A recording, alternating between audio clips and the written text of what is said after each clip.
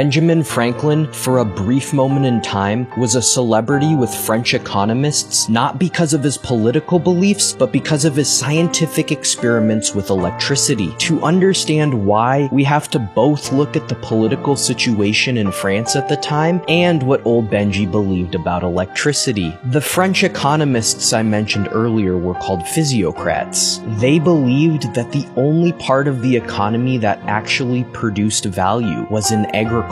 Every other part of the economy simply conserved value that was already produced. What this translated to is that the physiocrats wanted free trade and other policies that would keep the price of grain high. Spoiler alert, almost all the physiocrats were rich farm owners who would benefit from high crop prices. How strange. To change gears, Benjamin Franklin's scientific belief about electricity was that electricity was a fluid, and that electricity had a purpose.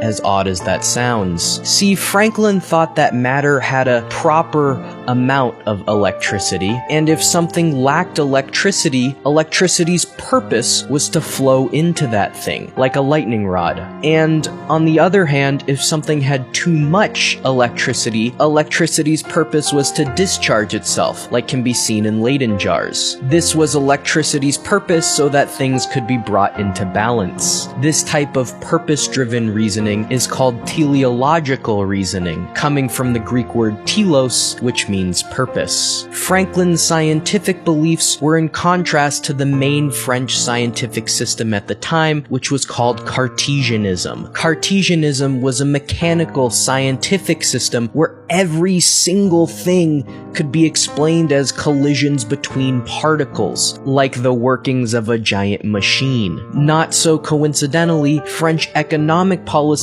at the time was to try to control the economy through protectionism and other policies. Now we finally have the background to understand why French land economists were Benjamin Franklin electricity stands. The answer is the physiocrats wanted to argue that the economy couldn't be planned or controlled, and that the market's purpose was to function as efficiently as possible. They argued that this purpose-driven economics made sense, because just as electricity's purpose was to be balanced correctly in matter, as Franklin argued, so too could markets have the purpose of being efficient. Thank you for watching. If you enjoyed this video, please like and follow. If you really enjoyed it, please share it with a friend. It would really help me out. Thanks.